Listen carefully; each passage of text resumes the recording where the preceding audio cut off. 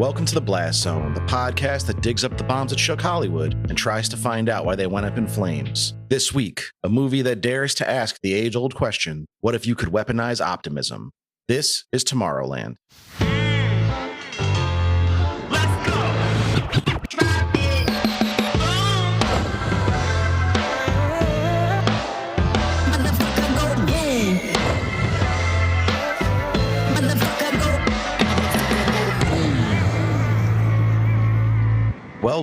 Welcome to The Blast Zone. Welcome to The Blast Zone. We are not a podcast about bad movies. We are a podcast about movies that did badly. That's right. I'm Jon Drake, in-house film critic of my Letterboxd account. And I'm Ian Dukes. I'm a person with thoughts and feelings, and some of them are about movies. Movies like Tomorrowland, which we'll be talking about Todayland. Nice. But before we get into that, Ian, how you doing this week? Well, here in LA, the seasons are changing. I had to start my air conditioner, and I'm actually not that happy about it. I'm thankful that we're not Texas. They already had 100-degree heat waves, which is crazy, but my sleep gets worse in the summer. The AC dries out my eyes. It's all petty stuff, but I feel a little bummed to realize it's starting and I'm going to live this different way until about mid-October. But try to be grateful that I have the privilege to complain about little stuff like that. I have to admit, it wasn't really until I met you that I realized California has seasons, because places like Florida and Texas don't really have seasons so much. Yeah. It might get a little cooler at points, but it's pretty much hot all year round. This has been eye-opening for me to learn more about California's climate, but it seems like it's going to catch up with us eventually, but we haven't had a day cross 60 degrees in over a week now. We've been in the 50s and some days even in the 40s. Not when you wake up in the morning. I'm talking about like afternoon temperatures. So it's been strange, your body trying to figure out what's going on and how you're supposed to feel. Yeah, my body gets so confused. My allergies were running crazy, and then now they're died down, but they'll be back with a vengeance, I'm sure, because it's going to get up to the 70s next week. It always gets you, man. The body keeps the score, as they say, and oftentimes you're losing. It's funny you should mention that, because your boy is slightly worse for wear today. Oh, no. I might have over-imbibed last night, but I had a good reason. And that reason is, I don't know if you've heard, Hooters is declaring bankruptcy. Oh, gosh. A lot of their franchises are closing down. And me and my wife, Jamie, and Tim, who you met when you were here, Sure. and his partner, we were all like, we got to get those wings one last time before they all shut down. Oh, nice. Or for Jamie, the first time. She's never had them. But I did make sure to shake my head the entire time so people knew that I was not okay with the objectification of women. I was just there for the chicken. You certainly don't approve of anything besides the chicken and maybe the beer. And the beer. They do give it to you in a super big glass. And I had a couple of them because I wasn't driving. Nice. And then we went to an arcade, played some Super Smash Brothers, Fun. had more beers there. It was one of those arcades with beer. Cool. And then to a cocktail bar. Oh. Had a couple cocktails and Third location. yeah, I'm paying for it today. But I feel like that's appropriate for my state of mind regarding this movie. But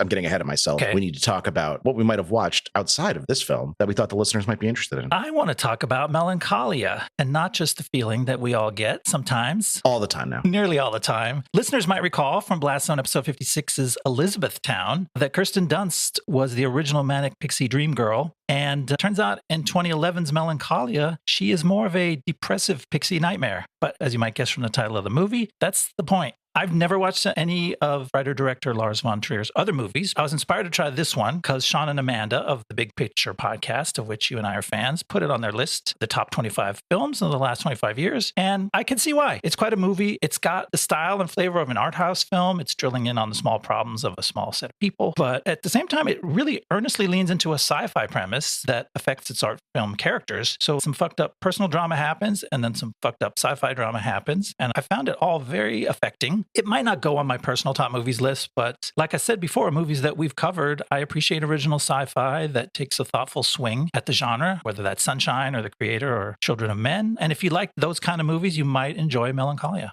I don't want to speak out of turn because I could be wrong, but I think it might be Amanda Dobbins' favorite movie ever. Oh, really? I think I recall her saying that on a different podcast. But just looking at the cast here, very early Alexander Skarsgård role for an English-speaking movie. I think he was still living in Sweden at the time and trying to have a career over there. But yeah, Melancholia is my favorite Lars von Trier movie. I have seen a decent amount of them. I'm looking through his filmography right now. He's also apparently just not a very nice person. So he's a little problematic. Do with that what you will. But crazy to to think he has not made a movie since 2018, which is a movie I was talking to you about, The House That Jack Built, which is a very graphic, very upsetting serial killer movie, but also works as a very dark comedy. And I'm a fan of that movie for one reason alone, and that's that Matt Dillon is the star. Neat. Like, we need more Matt Dillon starring roles. I don't know why he just kind of disappeared. Yeah. I think this could be an interesting chapter of his career if he has a little comeback. Unless he sucks. I don't know. I haven't heard anything, but maybe he's bad. If that's the case, then fuck him. But yeah, Von Trier is not my favorite guy, but Melancholia was one of those movies of his where he didn't seem like he was setting out to shock anybody, which I feel like is the weak point of all his movies that just use graphic violence as a crutch. I see. But I also have to shout out Antichrist because it was the origin of my favorite GIF, which is the little fox running and saying chaos reigns, which I've used. I've only seen the GIF, which is cool. I might have to watch the movie to catch the context. Antichrist, that's Willem Dafoe, I'm pretty sure. Yeah, that's the movie. He goes full frontal in that movie a lot. I see. And apparently that was the movie where Hollywood realized that Willem Dafoe has just a massive dong. I hadn't realized.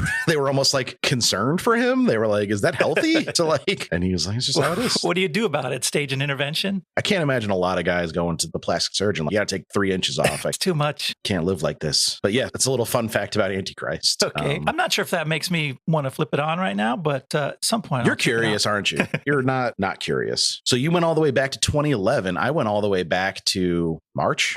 April? I don't know when this movie was actually released. I'm sure I could look it up, but I choose not to. But it's a movie we've both been very excited to finally get the chance to see. And it did not disappoint. I saw Sinners. Nice. The Ryan Coogler, Michael B. Jordan, Haley Steinfeld. It's got a great supporting cast. Delroy Lindo is in there. Oh, cool. Love Delroy. Wunmi Masaku, who was great in Lovecraft Country, also has a big role in it. Oh, nice. And a guy we're both fond of, Omar Miller, plays Cornbread. Cool. He's the bouncer there. And it, obviously from the trailers, everyone knows it's a vampire action horror thing. I think it's also a really interesting take on the Reconstruction South and gentrification and like the imposition of white people on black people's space and privacy. It's a kick-ass horror and action movie, but it's also a really like personal film for Coogler. You can tell there's a lot he wanted to say and maybe he didn't quite know how to frame it. So it's doing that thing that I love where it's, like I said, a really kick-ass action horror movie, but that's almost just a framing device so he can get some things off his chest. Nice. It was a big financial hit too. If you remember, there was some controversy about how certain media was reporting on its budget and saying, oh, Sinners had a great opening, but it's got to make so much money to make its budget back. Whereas like it was all very negatively tinged, which felt rooted in racism for one thing, but also the fact that Coogler negotiated quite a deal for himself on this movie, which is that he owns it outright after, I think, 20 years. Yeah, that's pretty cool. The rights revert back to him. And that's the first time I've heard of a deal like this. So I think there's definitely some backstage chicanery going on. Studio executives trying to dissuade this practice from becoming commonplace. And that's how I read all that media coverage, that there was some payola happening between the studios and the media. That's also crazy if that's really happening, that they would risk their investment on this movie because they don't want him to succeed in the long run. Oh, I don't necessarily mean that it was Warner Brothers who distributed the movie that's like paying these off, but I could see like New Line paying off because they're like, I don't want the next guy that we offer to make a movie with. That's true. That makes more sense. Yeah. Well, I want this deal that Coogler got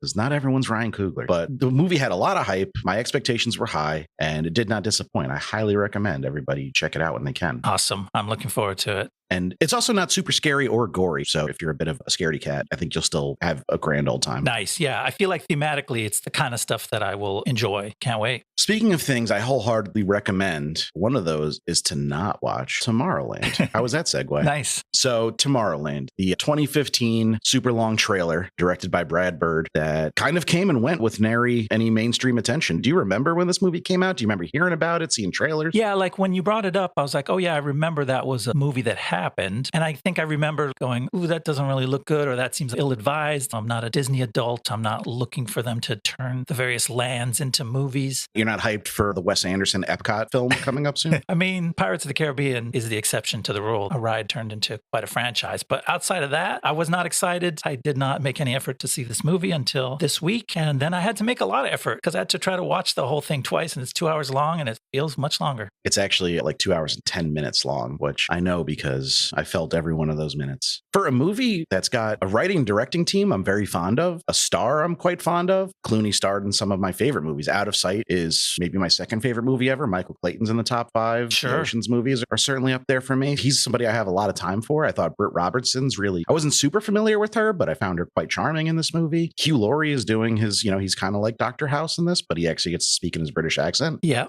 and just none of it works. Like, what a collection of great ingredients that just turns into an inedible mess. Like you said, I'm a Clooney fan, and for a guy with an irrepressible charm, they fucking repressed his charm, man. He gets on the screen in the first minute, and you're like, I don't like this guy. How is that possible? Yeah. And like, he can play a dick sometimes, a jerky character or a problematic character. Michael Clayton was certainly no angel, but there's some sort of charm that was just didn't make it to the screen, which is really unfortunate. Not to mention, we're both pretty big Lindelof fans. This was written by Damon Lindelof. Yeah. This was an original story he came up with. And usually when I see that, I'm very on board. I'm excited. Even when it doesn't fully work, I'm like, there's going to be some really cool, interesting ideas in here at least. Yeah. There's certainly some ideas in this movie, and I really hate them. Yeah, he may have just started in a bad place. We'll have to talk about that when you talk about the genesis of this movie, because it just sounds like a not great idea that they stretched out into a not great movie. I do remember being quite taken with the trailer, because it is a pretty striking trailer. There's a lot of cool images in this movie. When they're taken out of context, they seem even cooler. When you have the context, you're a little less impressed, but I think it's still visually a pretty good looking movie. I was interested when I first saw the trailer, but I feel like I never even heard that the movie was out. Like, I came and went, and maybe it just wasn't being advertised to me because I'm not a child. But then, maybe. But is it really for children? Because there's some pretty shocking violence throughout the movie too. Yeah, I don't think it's great if they were advertising it strictly towards children. But I agree with you. It's not that bad. It looks good. It's competently made. But all that being said, it triggered me. It brought out my worst crabbiness about movies on two different axes. First by its style and tonal choices, and then by its ultimate theme and message, which takes a while to unpack. I don't really say it out loud till the end, but that sort of sealed the coffin on this movie. But all that being said, I don't like being a Mr. Krabby Pants man, so I'm going to try to be forgiving of this movie. I will point out the flaws that I thought were problems with it, but let's try to help each other not harp too much on this. Point out a few good things and move on from the bad ones. All right, if I take this oath to try not to be too crabby, I just need to get this out of the way, that I have a big issue with a movie where you don't understand the conflict or the stakes until 90 minutes into it. Yeah. Like, this movie is very poorly paced. I'm sure you had a hell of a time writing the synopsis because it's a lot of exposition with no context in the first two acts, which is not a very fun way to watch a movie. Like, you're more in the dark somehow than the characters are. Like, you don't learn with them. Yeah. On second watch, I realized the movie was trying to reveal things to me and parcel out the mystery so that you could catch little bits of it and start to put it together. But I was unable to make sense of any of that. So large parts of it didn't really make sense until second watch. And one thing that did make sense was when I got to the end credits and saw that Damon Lindelof wrote it or co-wrote it. I was like, oh, that explains why the mystery was so convoluted. Like, it risked offending you with the level of deep mystery that it threw in your face. Because that's kind of a Lindelof thing. I feel like Lost had that attitude that it would just be like, here's something weird and repulsive and frustrating that doesn't make any sense. And you just have to live with it because we're not going to explain it for a long time. And that worked great in Lost, but I don't know if it works in a family Disney movie. Yeah, that is like The Leftovers did that. Prometheus did that. The Watchmen show did that. But those all, for me at least, I know Prometheus is kind of a contentious movie, but I like all those things very much. And Lost is one of my favorite pieces of media ever created. But so the way I understood this process is that Lindelof wrote this movie before there was a director attached to it.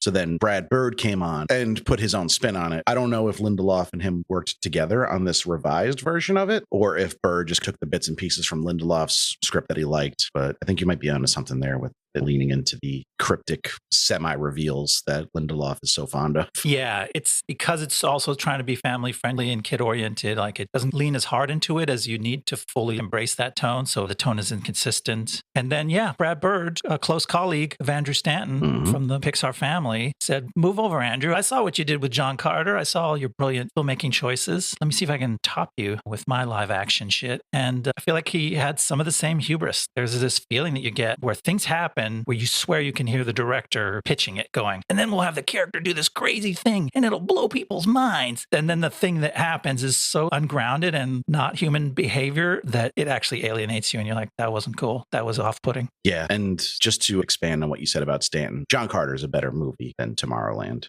Okay. We both agree, right? You agree? That's a take. We weren't that down on John Carter. I don't know if you recall how we felt about it. Yeah, well, I think we ended up being somewhat friendly to it. And this movie just made us both mad. I think we were more charitable to John Carter because it wasn't bad enough to be the kind of career and company ruining disaster that it ended up being. You kind of hope a movie that deserves that kind of response is the one that gets it. And while it certainly wasn't a perfect movie, it deserved better than it got. And I'd like to see Stanton branch out and try some more live action stuff because there was some cool things in that movie, but it seems like that door is shut for him now. Yeah. But Brad Bird's gone on to do other things. Yeah, no, he was not, he wasn't canceled, let's say, for this one. He still had a very profitable career. But do you want to hear a little more about how this movie came to be? Yeah, for sure. Let's hear how this thing happened. All right.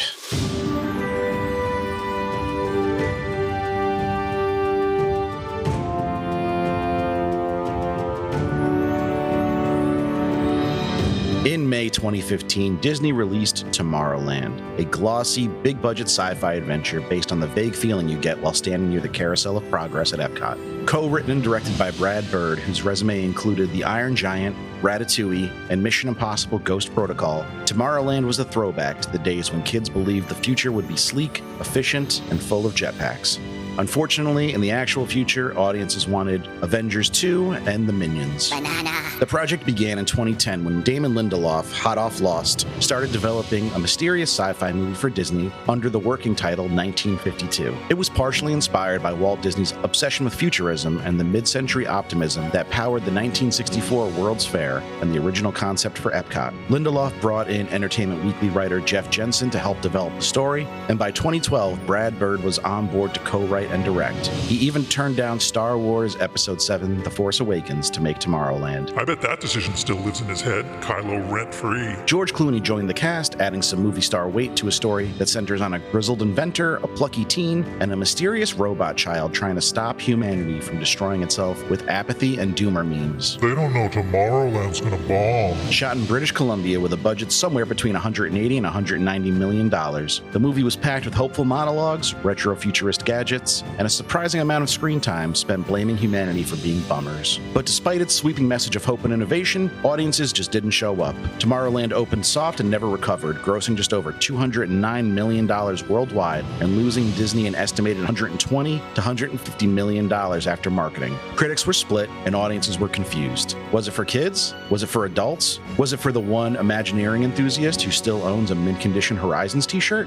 Clooney, Robertson, Laurie, and young Raffey Cassidy all gave solid performances, but the movie's muddled tone, preachy themes, and long runtime worked against it. It was a passion project, sure, but one that spent nearly $300 million telling audiences to try harder at being hopeful. Today, Tomorrowland is mostly remembered as an ambitious misfire, one of the last big-budget original blockbusters before the industry leaned all the way into sequels, superheroes, and nostalgia reboots. And ironically, in trying to inspire a better future, it became a cautionary tale about just how risky originality had become. I think you're right on there. This is an original sci-fi story with bold choices and a clear message, and I just don't care for its choices or its message. Yeah. It took a swing, and I was just praising original sci-fi movies that take a swing, but I think it missed. You have to be a kind of very specifically cynical movie for me to out and out hate you while being a big budget original sci-fi movie. Like, even the worst of those I have some time for, but we'll get into it when we go over the plot. The central messaging of this movie really inspires my most venomous takes. Yeah. And like we were hinting at, you get glimpses of the movie's attitude about things throughout, but it doesn't really crystallize until the big sort of villain speech, which is in the last 10 minutes of the movie. And then you're like, oh shit, that's really what they meant. That sucks. But before that, like for me, a lot of it was about the tone. Let me ask you this. What's your feeling about Alice in Wonderland? Is that something you think is cute and like you have good memories of being exposed to in your childhood? No, I was scared of Alice in Wonderland as a kid. Okay. And as an adult, a little bit too.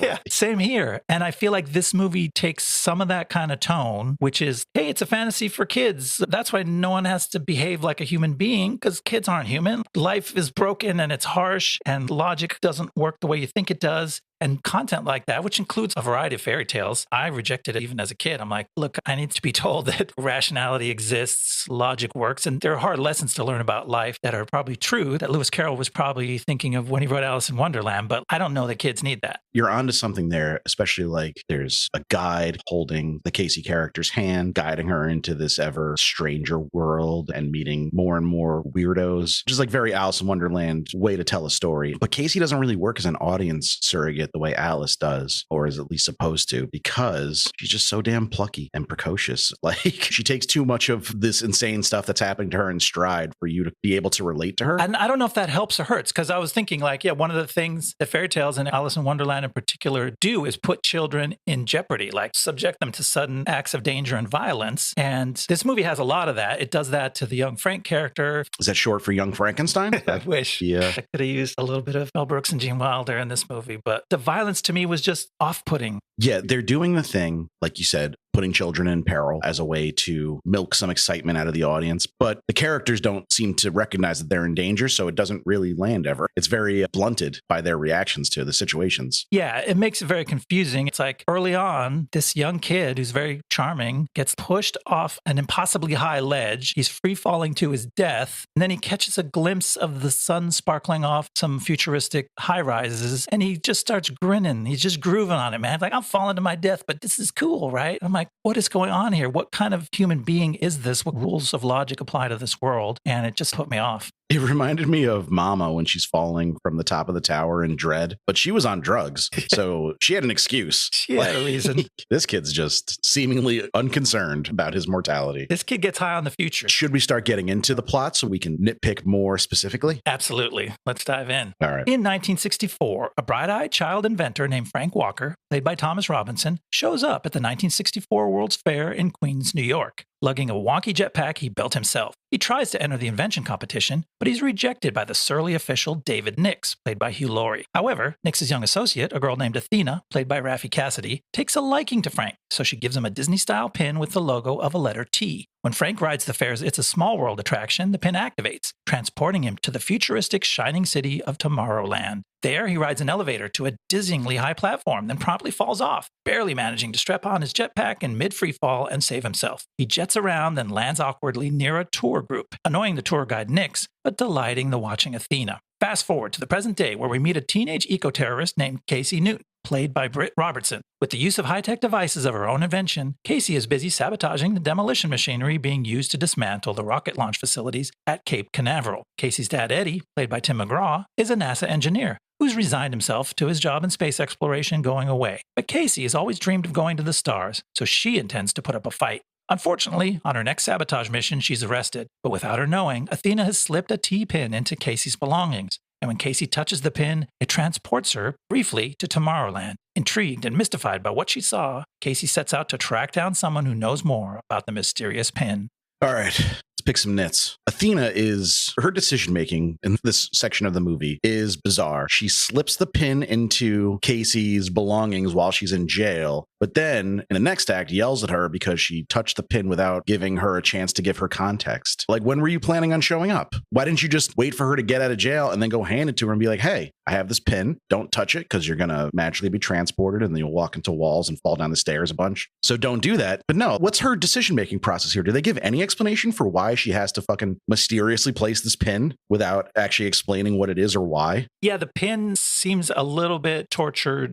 For plot reasons, they reworked the way her recruiting goes, because we see Frank get recruited by her in the first act. And it's face to face. She's like, hey, I think you're cool. I think you're a smart kid who can invent stuff. Here's a special pin because you're special. And there's still some mystery. He doesn't know what it's going to do. And it transports him somewhere surprising. But yeah, 25 years later, I guess because Athena's a fugitive, she has to do it much more surreptitiously, sneaking pins in. And then at the end of the movie, when they restart the program and do it in full steam again, they also have the recruiters sneaking pins into people's lunch boxes and on their work table. It's like, why does it have to be so confusing? They just have an army of reverse pickpockets, put stuff in your pockets and sneak away, which is obnoxious. But yeah, that's just something that bugged me. Because she's like indignant with Casey. Like, why didn't you wait for me to explain what it is before you touched the item? Like, someone handed me a pin. Of course I'm going to touch it. Aside from that, I think that Raffey Cassidy is really good as Athena and is one of the characters that I actually enjoyed seeing on screen. She plays the semi-robotic weirdness and the combination of spooky character who knows a lot of things that they can't reveal and still has some childlike innocence and wonder to her. I felt like she balanced all that really well, and that was a character that I found appealing.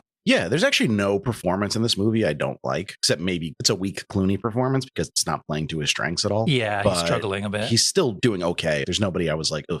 when this Right. person's on screen. But it was just more like the movie as a whole being on screen is what made me go, oof. But yeah, the acting is by and large pretty solid. And I agree that Cassidy is well cast and well suited for that role. I know she's like in her 20s now. I'm curious how she is as an adult actor. Oh, yeah. She's in a movie I want to see, The Brutalist. I'm interested to see what she brings to that movie. I'm like halfway through The Brutalist, and you've caught in glimpses of her, but you don't really know what her deal is. So I have to go back to it at some point. Let's talk about how the movie begins. The movie begins with George Clooney speaking directly into a camera and bickering with somebody off screen, just trying to essentially sum up what the movie's about to be about. Yeah. And this was apparently added in after the fact. We are not supposed to see Clooney as the adult Frank until we get to his house in upstate New York. Wow. Okay. So this kind of dampens any kind of surprise you would have had for that reveal. If you look at a cast list, it's pretty easy to figure out that the young kid is going to grow up to be Clooney. Yeah. But still would have been nice. I don't feel like this whole intro adds anything to the movie, and it does take away from that later reveal. It does. It would be fun to meet grown-up Frank and have it be Clooney and maybe somewhat of a surprise. But I can see why audiences might be like way more confused if they got that far in the movie without having some kind of framing device. So like I get them adding this narration at the top, although my suspicion would be because of their artistic inclinations and not wanting to do a really heavy-handed studio note. Please put an explainer on the top. They kept it very cryptic, and it's almost more cryptic and off-putting because you've got a girl talking that you can't see and you're like, who's that? Do I have to remember what she sounds like when I see her later? It just adds to the complexity, and this movie does not need more complexity. Yeah, agreed. What do we feel about young Frank? We're talking about old Frank now. How do we like Thomas Robinson as a young goofball who grows up to be reclusive George Clooney? I liked him. Another young actor that I hadn't seen before. He's slightly obnoxious because he just has this cute kid child actor face that's very expressive, but he's quite a good actor, so he makes his part work. And honestly, when you see Clooney later in the movie and Clooney's face comes on screen, you're like, oh, that guy looks exactly like an older Thomas Robinson. It's really good casting. They do actually have a pretty strong resemblance. Yeah, it's fun. Yeah, agreed. He's precocious and plucky like kids in these type of movies are supposed to be, but it works. And this whole sequence we get with him when It's a Small World ride goes off on a different path and takes him underground. And that was all working for me. I've always been fascinated by the mysteries of Disney World and Disneyland. There's always rumors that there's hidden passageways and tunnels and whole cities under the park. So I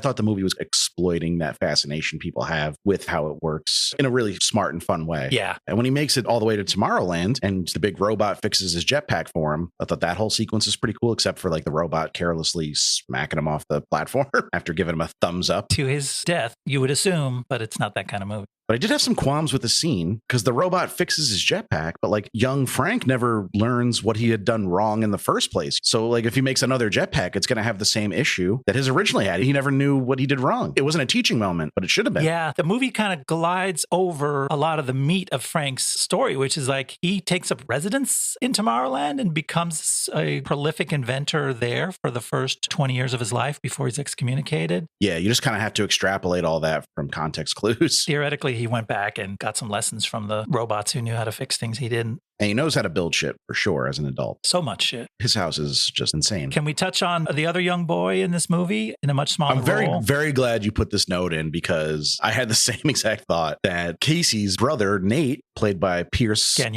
Gagnon, looks just fucking like Thomas Robinson. They could be the same person. That's like a Brad Bird error. It's like, first of all, like cast carefully, but you're like, oh, I've got to have both these actors. They play boys of the same age, but like the exact same hair color, the exact same haircut, and the same sort of smiley attitude. And you meet the second one in a flash forward timeline that hasn't really been established. You haven't quite figured out when you are, where you are. And the whole scene happens in the dark, in a darkened bedroom with only a flashlight for occasional lighting. It's basically constructed to be the most confusing thing ever. Yeah, this was just a miscalculation on the casting director and the director for not recognizing the position they're putting the audience in here. Yeah. Speaking of the Newton family, did you catch who is playing Casey's dad, Eddie? Yeah, he's a multi-Grammy winner. Why are country singers like popping up in so many movies now? We had Sturgill Simpson in a bunch. We had Jason Isbell popping up in movies now. And now Tim McGraw, who's like a very old school country. Yeah, this is a great middle of the road product of the country startup movie actor pipeline. Dwight Yoakam is one of the originals that I think of when you talk about that, a guy who had a great country career and then turned out could really act. And Tim McGraw's acting is quite good. He's really good in this, right? He works, yeah. I was impressed. I know I've seen him in other stuff. I think he was in the Friday Night Lights movie and was pretty good in that. And that was one of his first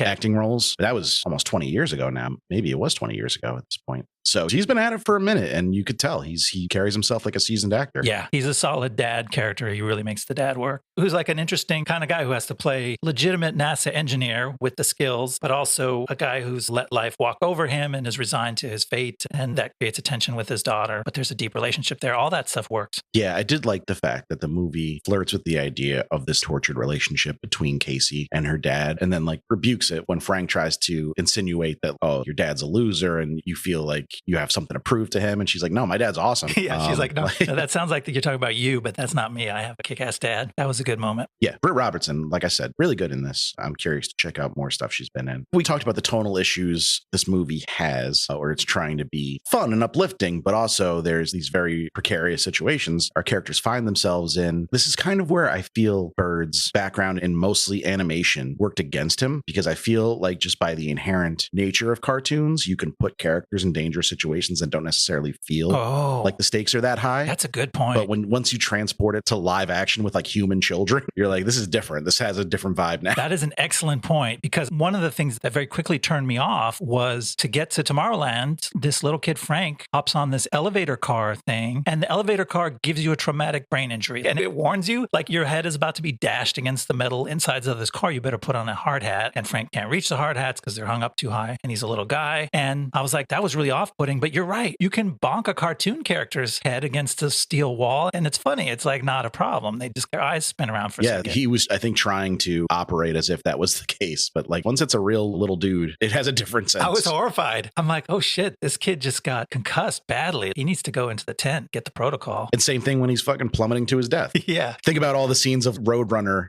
falling to his death, and he takes his time and is admiring the surroundings and looking for a way out. But it was fucking stressful watching like an 8-year-old kid trying to desperately grab a jetpack to save himself from becoming a stain. Maybe I'm a sensitive child still, but it was too much for me. I respect that about you. You don't like putting children in danger, and that's good. Not that much. It's not my favorite thing to do. Should we move on to the second act? Let's see what happens next. Seeking answers about Tomorrowland and the T-Pin, Casey follows a lead to a Houston memorabilia store. The quirky shop owners Hugo, played by Keegan-Michael Key, and Ursula, played by Katherine Hahn, seem to be knowledgeable, and they're very interested in the special pins. But when Casey won't tell them where she got her pin, the shopkeepers lock her in and attack her with high-tech weapons. Thankfully, Athena appears just in time and saves Casey. She fights off Hugo and Ursula, who turn out to be robots, blowing up their store in the process. As Athena and Casey escape in a stolen truck, Athena tells Casey that Tomorrowland is real, that it needs saving, and that only one man can take them there. Athena also reveals that she's a robot too, an audio animatronic to be precise. Soon after, a team of black-suited robot agents arrive at the store, note the destruction, and hit the road in hot pursuit of the girls. After a long night of driving, Athena drops Casey alone with no explanation outside a rural house. It turns out to be the home of the grown-up Frank Walker, the child inventor we met at the beginning of the movie. Frank doesn't want any visitors, but Casey stubbornly weasels her way into his house. Frank explains that years ago, while he was at Tomorrowland, he created a device that could see the future, but it predicted the Earth was doomed to 100% certain destruction from climate and other catastrophes, so they kicked him out and banished him permanently. But Frank notices that Casey's optimism has just now opened a crack in the certainty of the device's apocalyptic prediction. This convinces Frank that they need to find a way back to Tomorrowland.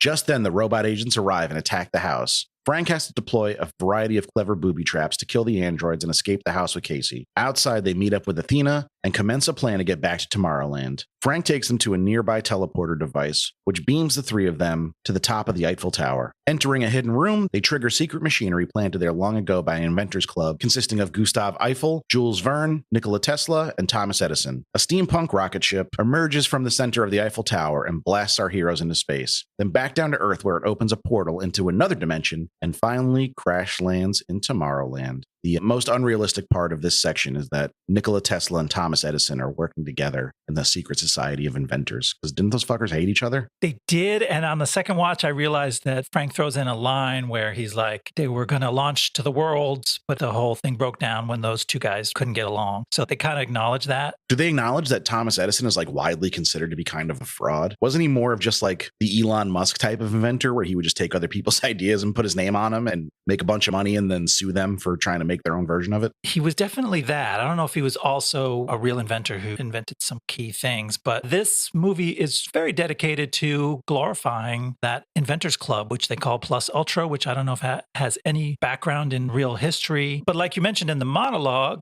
this movie started with Damon Lindelof having this kernel of an idea, which was basically like, hey, Walt Disney was super into futurism way back then. Like, wasn't he right? And why do we feel differently now? And so it basically goes out of its way to create what you might call an apologia, which is a word that I had to look up because I thought it might be the right thing. That's when you can't grow hair, right? Yeah, ask your doctor about apologia medicine. There's several treatments that are somewhat effective. But no, the meaning of that word is like a formal defense of an idea. And this movie starts to feel like it's working hard to be like, Walt Disney was right to be a sappy futurist and he was justified. And look, all these smart guys that you've heard of in history agreed with him. And it's somebody else's fault that it didn't turn out the way they thought. It's a bit of uncomfortable hero worship for a guy who did a lot of great things and a lot of really shitty things, but the movie's not interested in exploring the nuance of his character and the dichotomy of this optimistic futurist and corporate behemoth that kind of changed the way businesses operate forever. Yeah, I guess we have to give the movie some credit for not putting Walt Disney's face in this or really saying his name. It's all about the World's Fair where Disney made the prototype of the It's a Small World ride. Queens, what up? Queens represent at that World's Fair, which was cool to see. But I feel like they had to make a choice to like, actually, we're not going to put an actor representing Walt and we're not going to put a glowing portrait of him on the wall or a bust of him in this or that place where they could have. So I appreciate that they didn't go that far. But basically, they're talking around all that and being like, Walt Disney was right. Yeah, of all the ways to describe Lindelof as a writer, I don't think sappy is one of them. So we do have to ask ourselves, like, how much worse could it have been in the hands of a lesser writer? You know, it's already pretty bad, but it could have been a lot worse. And that's a good example of how it could have been a lot worse if they really turned the hero worship on Disney up till 11.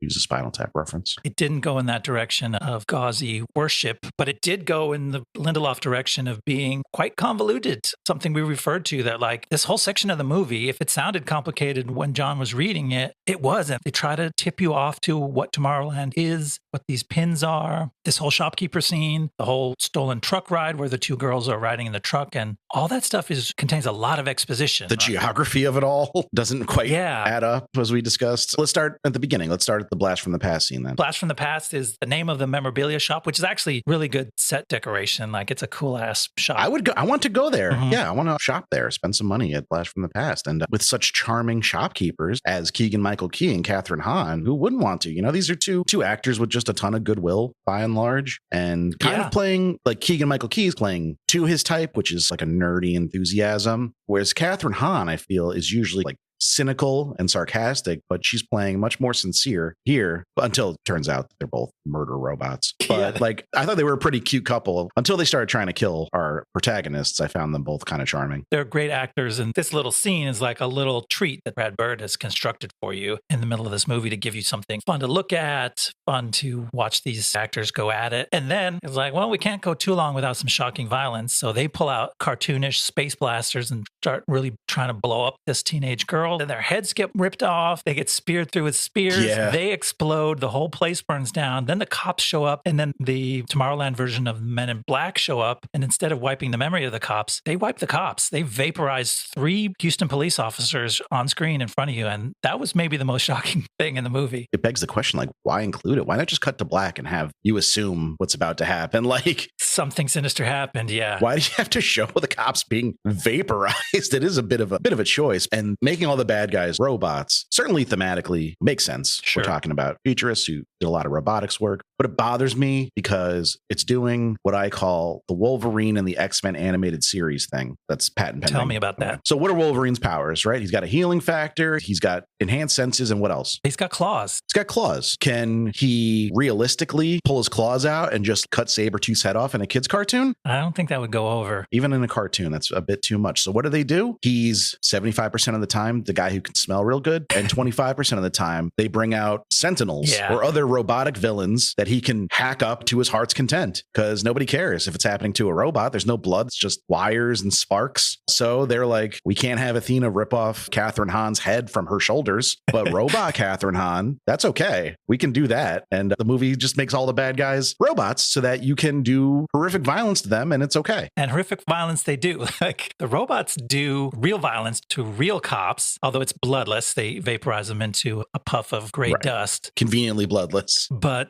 then, like you said, they feel totally unrestrained to go nuts with the violence at Frank's house when the men in black attack. He chops them into little pieces. He's again tearing heads off, limbs come off. And it ends with Casey delivering a violent baseball bat beating that's Scorsese worthy. And it's actually upsetting, even though you see that she's just deforming a synthetic robot. But seeing that dude's face all fucked up, it was like something you'd see in The Matrix, which was for adults. This is for kids. Because those dudes do have a very Mr. Smith vibe, the bad guy robots. They do. They have the funny, like inappropriate sort of grinning as they go about their job. They're creepy in a good way. Yeah, they're pretty captivating as bad guys. We don't get a ton of them. And I feel like they have less personality as the movie goes on. Like we keep seeing bad guy robots in suits, but they kind of lose all the quirks that made them interesting in that first appearance. Yeah, they don't get to become fleshed out characters the way Agent Smith does. So there's not too much attachment to them, which is fine because when you see them get obliterated the way they do, it's best not to think of them as people. Yeah, and that's clearly a deliberate thing, or that's not making it past the Disney executives. They're very particular about how violence is deployed in their movies. But I would say here, the violence at Frank's house does not start when the bad guy agents arrive. It starts when the hero arrives. Casey comes up to Frank's door, and to show that he's a surly old guy who doesn't like visitors, he activates some kind of device which blasts a little teenage girl 10 feet backward across his dirt yard and lands her on her head. So there's more traumatic head trauma happening in this movie. And then he locks her out in the rain. She's freezing cold, and she sticks her tongue out at him on camera because she knows he's watching her. She's being stubborn. She wants to get in the house. He doesn't want to let her in. Then she tricks him into coming out, and she does the same thing and blasts this old guy on his head. And I'm like, they're trying to make this like a cute, contentious relationship. They're squabbling, but I felt like the violence level was already dialed up too high. Not to mention, before she even gets to talk to Frank, he makes her think she's about to be mauled to death by a dog. That's true. Real scary dog. You know, it turns out to be a hologram that can't actually hurt her, but she doesn't know that. It's a pretty aggressive German Shepherd that's certainly capable of ripping a young lady's face off. And it's only through her cunningness and attention to detail she notices that it's not leaving any paw prints and therefore is not real. But even if there was no chance of the dog hurting her, that's still like he's terrorizing this girl. Exactly. And another weird choice in a family movie, if you think about a kid audience, there's, at least in my experience, a significant number of young kids who are terrified of dogs. And so that's like a pretty triggering sort of real world terror to put on screen for them. There's also another thing about this section that I had a difficult time swallowing. And it's not really the movie's fault necessarily. I don't know what they could have done differently, except maybe to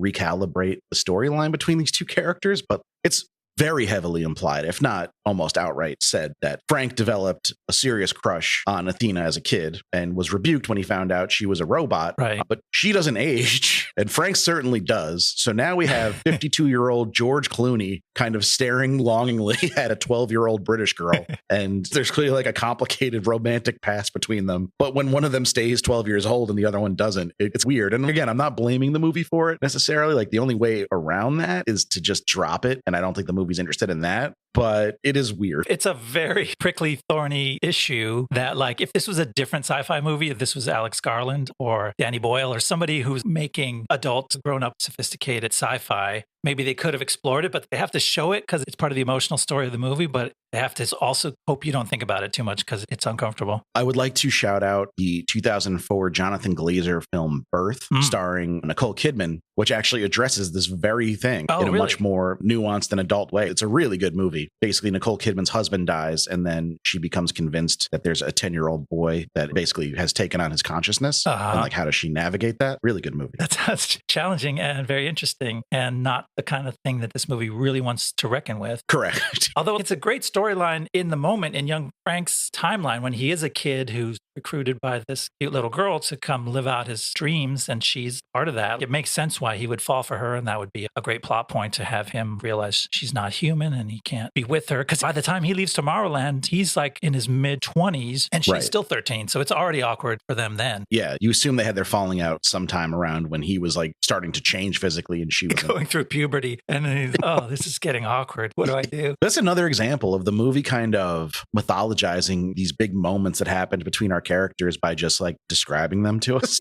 They're not really interested in showing us these big moments. They're just like, yeah. And then we got in a big fight and it was pretty intense. You just got to trust me. It was. Yeah. There's hints at everything. And you can pick up, which is something that happens to me on rewatch. I picked up so much more. The plot is so convoluted, and especially with these multiple timelines and history. And then they spend a lot of time explaining and justifying, but they want to drip and drab it out to you so they don't give you all of it. And later, when you go back, you can piece a lot of things together. But it's pretty impenetrable in first watch, which I think is just a reason why audiences couldn't connect to it the same way we did. That's a good point. Should we get into the final act? Yeah, let's try to bring it home and make sense of this whole thing. Maybe we'll find out what the actual conflict and stakes of the movie are now. Oh, yeah. Does the hero have a big problem that needs to be solved? Maybe we'll find out in We don't know. the end of Act 3. So far, it's unclear. All right, reading on. Casey, Frank, and Athena emerge from their crashed rocket ship in Tomorrowland. They're met by David Nix, governor of Tomorrowland, and apprehended by his security forces. Nix takes them to the lofty perch of the machine they call the Monitor, a tachyon-powered device designed by Frank, which can see into the future. As Casey intuitively works the controls of the Monitor, trying to look for a hopeful future, Frank tries to convince Nix that Casey represents a real chance at avoiding the apocalypse. But Nix is resigned to allowing Earth to be destroyed. He's disillusioned that mankind failed to avert destruction despite the fact that he beamed Tomorrowland's dire predictions back to them as a warning. Nix prepares to send our heroes back through a portal to a remote tropical island on Earth and be done with them. But Casey realizes that the apocalyptic warnings themselves have created a self-fulfilling prophecy. She theorizes that if they destroy the Monitor, it could break the doom loop and save the Earth. So they fight back against Nix and they try to blow up the machine. But the bomb that Frank brought is diverted and it only serves to knock over a huge metal pillar, pinning Nix's leg underneath. Then Nix tries to shoot Frank, but Athena steps in front of his plasma blaster and she's fatally wounded. With her systems failing and rapidly approaching self-destruct mode, Athena admits to Frank that despite being a robot, she's always loved him. Then a tearful Frank lifts her dying body up to the Monitor. And in her last act, Athena's robot body detonates and destroys the doom predictor. The broken machine falls from its high perch, crushing David Nix. Earth's imminent doom is averted, and together, Frank and Casey start a new program to turn things around for the better. They create a new class of android recruiters like Athena, who will go around the world and bring back the Earth's best and brightest young talents to begin working on technological solutions to all of the world's problems. Yeah, this third act of the movie takes a hard turn into Randian territory, which I'm not super fond of. A lot of problematic philosophy gets dished out on you at the end that's we'll have to try to make sense of. You certainly have been a climate activist I guess you have a platform and you use it to talk about climate change. So that's being an activist, right? I'm kind of a climate shit talker at times, as much as I can claim. We're always mindful of the fact that we don't want to blame individuals for climate change. There's certainly small incremental changes you could make to have less of an impact on the environment, but it's corporations that are doing harm to the earth. Capitalism, essentially. Yeah, huge structural forces at work. When you look at it, you realize why it's beyond ordinary individual actions. And that's not to promote the sense of hopelessness, which this movie is railing against, but it's to say, there was a point where people were like, oh, we got to use paper straws because it's the only way to save the planet. And then they realized that paper straws were being pushed by corporate interests to literally try to deflect attention and blame to the individual so that they didn't have to change their corporate ways and make less money. Yeah, it was a psyop. I can't believe I'm unironically using the term psyop, but it was. And it turns out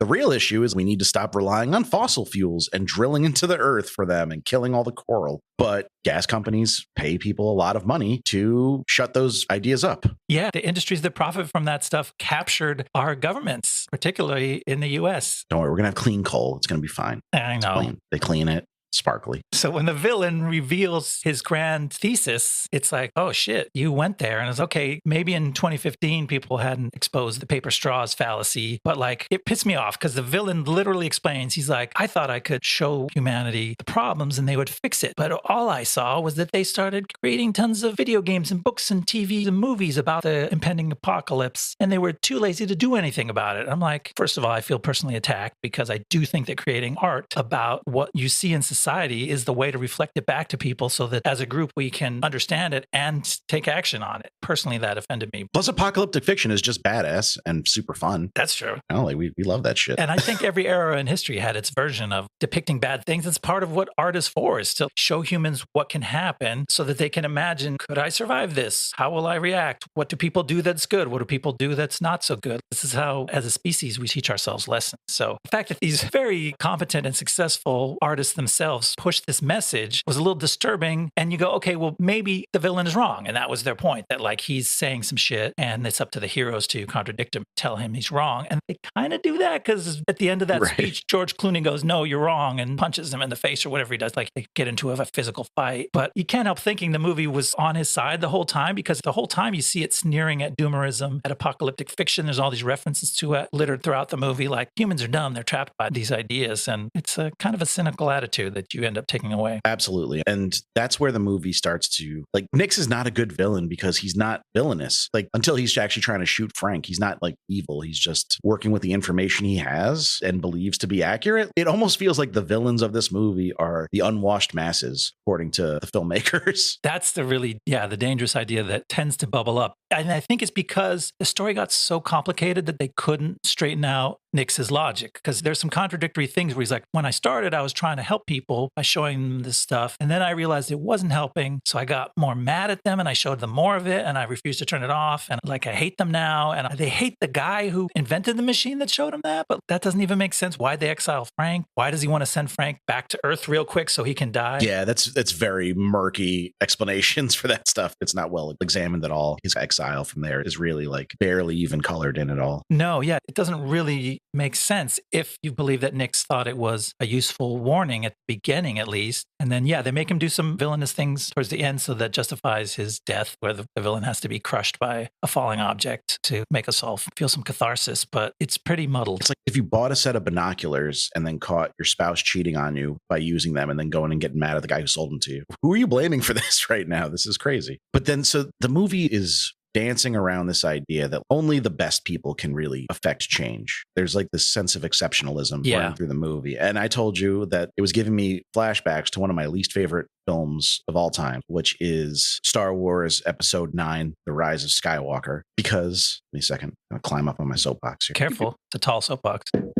All right, I'm up there. That was me running up the stairs. The Force Awakens was basically a rehash of A New Hope. There was a lot of talk about mysterious lineages and who's this guy and who are his parents or who's Rey's parents? What's her family like? Are they part of this whole saga that we've been watching for 35 years? And then Rian Johnson comes in for The Last Jedi, does something really cool and interesting, and is whatever you think about that movie. I think the idea that Rey's parents were nobody, she's not a Skywalker, she's just a girl, but she's powerful and can actually make a difference in the world. Cool, that's great. And like the movie really tried to hammer that home with its ending sequence where you just see like a random poor kid living on the street. He force grabs a broom and you're like, oh, the movie's planting seeds that there's going to be an uprising of Jedi from the ordinary parts of the galaxy and these kind of unexamined corners. And then they brought J.J. Abrams back and we're like, nope, none of that's real. Rey's grandpa is Palpatine. I was like, what the fuck was all that of it? Like, and they spend like the first half of The Rise of Skywalker undoing everything that Rian Johnson did in The Last Jedi before they can even start telling their story. They're just like, we have to, I'm getting off on a bit away from my central point. But like this movie is doing the same thing where it's like ordinary people have nothing to offer the world. You have to be exceptional or your existence means nothing in the long run. They have to make super robot recruiters to go out and find these exceptional people amongst the unwashed masses to bring them here and to make technology, because obviously only technology solves the world's problems. There's no opportunity for social change or political shifts or economic systems. Yeah, did fucking Peter Thiel finance this movie? Actually, the tech industry is the only good thing. It kind of ends up saying that, which that's one part that I don't know if even it's totally aware that it's saying, but it's dedicated to that. Once you're like made a movie saying Tomorrowland is a good thing, you got to come back there at the end and go, yeah, we're going to make more tech and that's going to solve issue. And it's shot like one of those dreamy, optimistic car commercials. Like it has that glossy look to it at the end and they're recruiting the next generation of dreamers. My notes said a futuristic military recruitment video. Okay. Or they're like every commercial about joining the Air Force or something is always somebody like typing on a computer. No one ever gets killed in these. But that's like the vibe I got from the ending of Tomorrowland is like they're trying to recruit future soldiers. But at least Starship Troopers was a little more egalitarian, that all different kinds of people were saying, I'm doing my part. These are some very special, unique people that have to be brought in. And one of them is a literal Chevy Volt designer, which just shows how in the meta sense, because Chevy obviously paid for some brand placement. Then this character becomes this representative of the compromised corporate version of like, well, corporations will create the hope and change. And coincidentally, some more value for shareholders. I think it's so funny that it's like the Chevy Volt too. Yeah. Not even like a nice car. Wow, this guy designed the most affordable compact sedan, the electric space. Like, what a fucking visionary. He put a battery in a Malibu. You know? And even then, it's not like the inventor, because when you look at it again closely, as I did, what they're showing is like the design lab. So this is about the aesthetics of the car. It's like they end up giving the pin to this woman who's just got paint swatches and fabric samples on her desk. And somehow she's just the coolest of us all, and she gets to go make the future. Yeah, that's them trying to like backpedal a little bit, that like only technology will save us, and nodding towards the fact that like art has value as well. But it's a little too late for that. Well, there's this rock and roll Chinese busker who's wearing a leather jacket. He's very stereotypical, and he's one of the people that gets selected to lead us into our bright new future. And like this montage of the next generation of dreamers, I hate to say it, it might have been too woke for me. And I love woke. I think woke is great. Those are words I never thought I'd hear Ian say. Because it was this corporate, like, it's the silly version of diversity. I've always called it college brochure diversity. It's like, we just got to check every box. We don't actually have to interrogate it at all or try to give any deeper meaning to it. Just got to have somebody from every race in the background of this photo. And quirky clothes. And it's just a cheap version of the whole thing. I mean, it was made by like a multi-millionaire boomer. Right. What the fuck does he know about? It's just like an old guy's idea of what peaceful unity would look like. Kind of silly. Brad Bird made it maybe the best Mission Impossible movie. So I do want to see him like dabble in live action more. And I think the action scenes in this movie are still pretty well done. But I couldn't help the sense, especially in this, is like, to what end? Like, we probably spent $20 million dropping a big sphere on Hugh Laurie. And like, for what? Right. Why? This doesn't feel like a movie that needs that kind of violent, bombastic climax. And it's just shoehorned in and it doesn't fit and it feels weird. Yeah. And even Casey has to call out how convoluted the trip back to Tomorrowland is. They go to the Eiffel Tower, they unlock a thing, the whole tower splits in half, a giant rocket ship comes out of the middle, they shoot into space, they turn around and go back. And she's like, this is kind of a lot just for a little dimensional travel. And we needed a visual effects set piece for the movie. So this is what we came up with. Everyone knows when you're digging a hole, you have to go up first and then go down. That's how get a running works. start to dig down. That's how you dig a hole. No, you surprised me. I didn't realize Brad Bird had done, which Mission Impossible did he do? I'd like to hear more about him. He did Ghost Protocol. Let's talk about Brad Bird a little bit. Interesting guy, interesting filmography. Like I said, mostly animated, but he really has a wide variety of animated projects. So he's also credited as a writer on this. He did his version of it with Lindelof. But he got his start as an animator originally. He did The Fox and the Hound, The Black Cauldron, which is a upcoming episode, and The Brave Little Toaster, which is one of my favorite 80s action cartoons. Neat. The Brave Little Toaster has some real terrifying scenes in it, but I love it. Okay. So he can get the right mix of terror and kid stuff right some of the time. Oh, yeah. And we'll get into that more in a bit. In 1987, he got his first writing credit for a movie I used to dearly love called Batteries Not Included. Remember that movie? I know the name, but I don't think I ever saw it. I don't think Spielberg directed that. No, Matthew Robbins directed it, but he was clearly like making an homage to Spielberg and those kind of like 80s Spielberg feel good coming of age stories. Batteries Not Included rules. Brad Bird's he's off to a good start. And then from there, he does The Iron Giant, which is also an upcoming episode and is considered like one of the great animated films of all time. And then he did The Incredibles and its sequel, which is one of the most beloved Pixar movies. Yeah, really great stuff. Ever. There's no questioning his ability to deliver some great filmmaking at times. Yeah, and then 2011, he did his first live action directing job with Mission Impossible Ghost Protocol. That's not an easy movie to direct for your first live action film. That's not a drama that's set in 3 locations. You're doing globe-trotting, high-level stunt work and dealing with one of the most particular movie stars in the world as well, who's an EP and actually has like creative control over these movies. Just to come from the Pixar world and then to jump into Tom Cruise's world, where it's now you've got to be a collaborator with this incredibly engaged producer and star. That's a challenge. I don't remember that one. I'm not even sure if I saw that one. I've not gone back and caught up on my Mission Impossible oeuvre, but I haven't finished running the series yet. But I am up to Ghost Protocol, and so far it's top of my rankings. Nice. I think I really liked Fallout and Rogue Nation too. So when I get to those, we'll see how the rankings end up. But yeah, so far it's my favorite. And then Incredibles 2 is the only movie he's actually released since Tomorrowland. But he does have a movie called Ray Gun coming out, which is animated. It's an original story that he wrote and directed. And I think he came up with the character. But then there's also the Incredibles 3 on the horizon. So he's still working steadily, but nothing more live action. And even though I didn't like this movie, I came away with it from just researching Bird a little more with a newfound kind of appreciation appreciation for him. No, he's one of Hollywood's big talents. So this movie was a misfire, but it's definitely not bringing Brad Bird down. It's not a reprimand on his career. Still one of our most successful, and not just successful, but like all those movies are good. Even as not like child, I love Ratatouille. Yeah. They're just well made. Like good movies and those kind of animated movies that leave lasting cultural impressions. They're not just making a lot of money. They're like characters that people identify with and make memes of forever and ever. Yeah, Ratatouille is a verb now because of that movie. And it's still memes about somebody being under someone's hat while they do something are still like very prevalent. Yeah, one of the most heavily memed movie references you could find. There was a time, I think it was like probably 2020, I was home bored from COVID. And I changed the Wikipedia entry to say that the rat's name was Ratatouille. And then I would argue with people on Twitter about it. And then I would be like, explain this then, and show them the screenshot. Of course, it was changed back like a couple minutes later. But as long as I documented it at the time, I could troll people. And that was fun. Classic John pranksterism. Pretty low stakes, not trying to get anybody hurt. So Lindelof, my boy, love him. He got his start writing for TV with stints on Nash Bridges and Crossing Jordan. Both shows I've heard of, but can't say I've ever watched. Yeah, they feel more like boomery CBS fare. Nash Bridges, especially, I remember it used to always be on after wrestling. So they'd show the commercials. It was like, there's nothing for me in that show. Yeah. And then he made Lost in 2004. People still say J.J. Abrams made Lost, but he was just like the guy with the clout to get at meetings with people. Like that's Lindelof's show, just to clear up any misconceptions about that. I see. And then he would help write the 2009 Star Trek as his first movie writing gig. And then he's worked on previous episode Cowboys and Aliens. Right. He wrote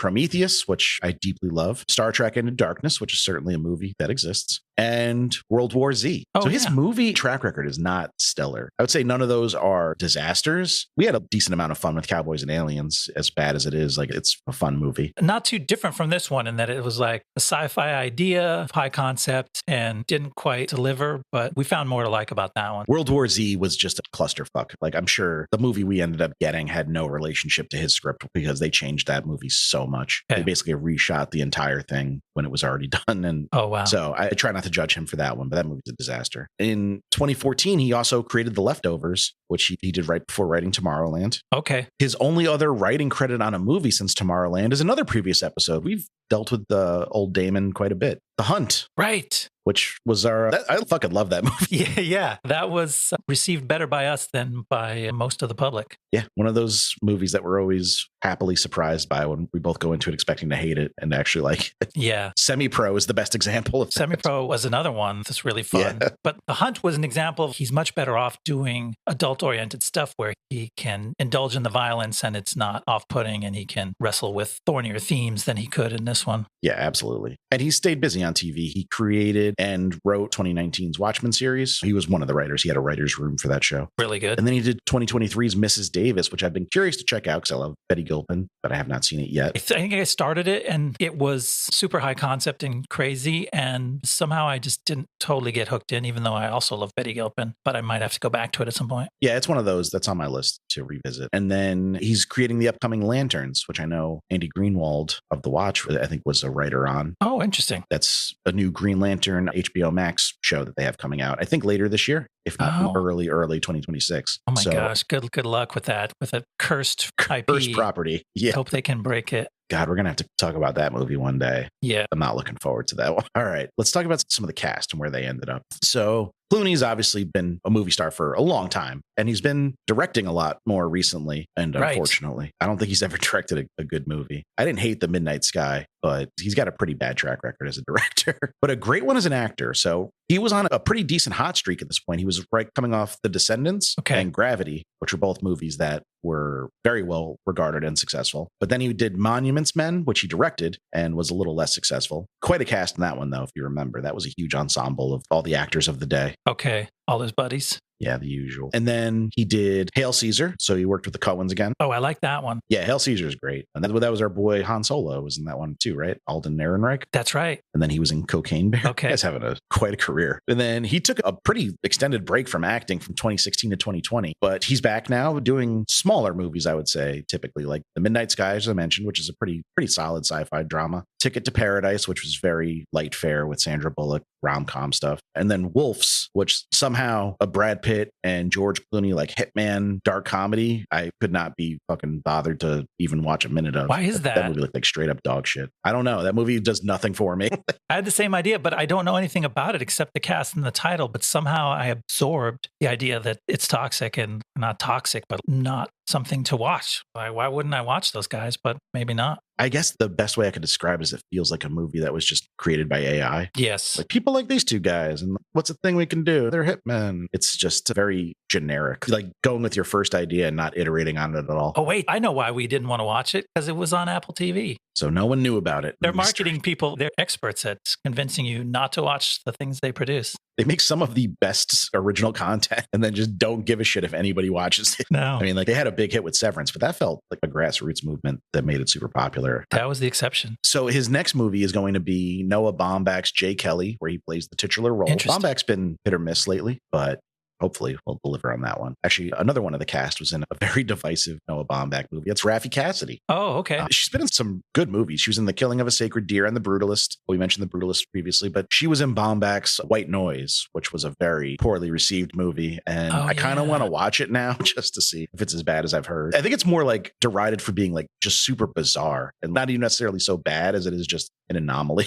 Yeah. We sat through Adam Driver mouthing some ridiculous drivel in Megalopolis, so maybe we can do it again in White Noise. Go back to the club. So that was a direct-to-streaming movie, but I've long held the belief that we can cover direct-to-streaming movies if we want to, for a couple of reasons. Number one, we can do whatever we want. And number two, like it's pretty obvious that movie was a huge failure in streaming numbers for Netflix because they hit it like almost immediately. Yeah. And I think if there's enough telltale signs that people weren't watching a streaming thing that was expensive and high profile, we should absolutely be able to cover it. Yeah, they give the game away sometimes with stuff like that. Mank was like that too. I would consider exactly. Mank a bomb, even though it went direct to streaming. Yeah. Because that's still losing money for the studio that made it because they're not getting any new subscribers for it. Yeah, I think we should open the door to adding those to our roster. Making a mental note right now. So Britt Robertson, she's been acting since she was 10. So she's a child actor turned grown up. Got her big break in 2007's Steve Carell dramedy, Dan in Real Life. Okay. And then she's been in stuff like Scream 4, lots of like very small movies. She seems to be doing like the art house circuit a little bit. Tomorrowland by far was her like highest profile project when it was released. And she's acted in one movie a year since 2020, none of which are super high profile. She's been active on TV. She was in the very bad Stephen King series Under the Dome. Oh, okay. Girl Boss, Big Sky, which I hear good things about.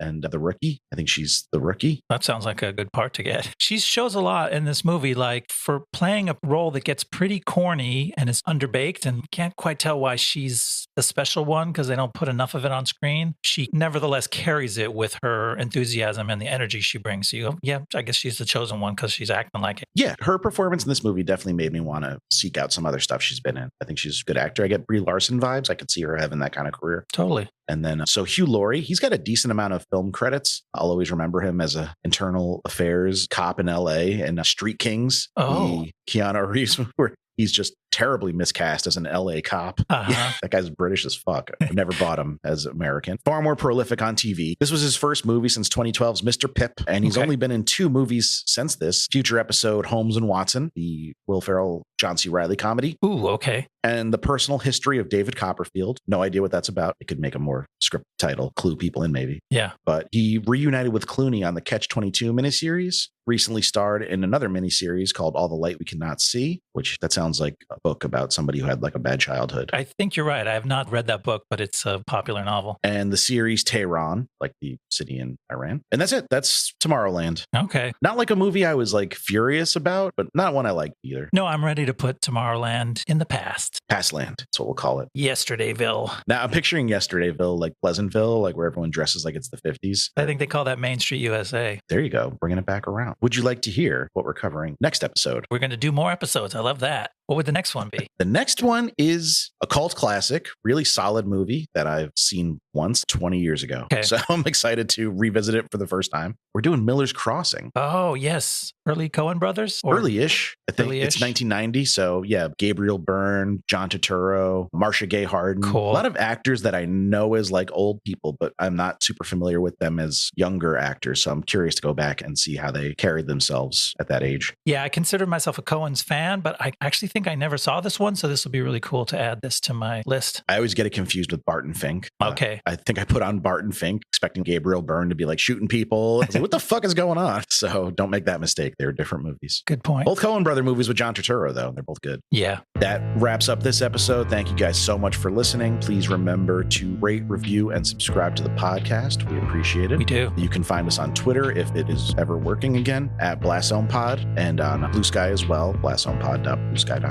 Give it a try. Follow us on there. We tweet occasionally. Now and then. You can email us if you have any questions, feedback, movie suggestions, or if you just want to talk about movies. We're at blastzonepod@gmail.com. I've gotten like 8 emails a day on there for the past 2 weeks, but they're all people trying to get me to do influencer marketing. Oh, geez. Okay. So- Let's have some real movie talk. We like that better. And we'll see you next time in the Blast Zone. See you next time in the Blast Zone. The Blast Zone.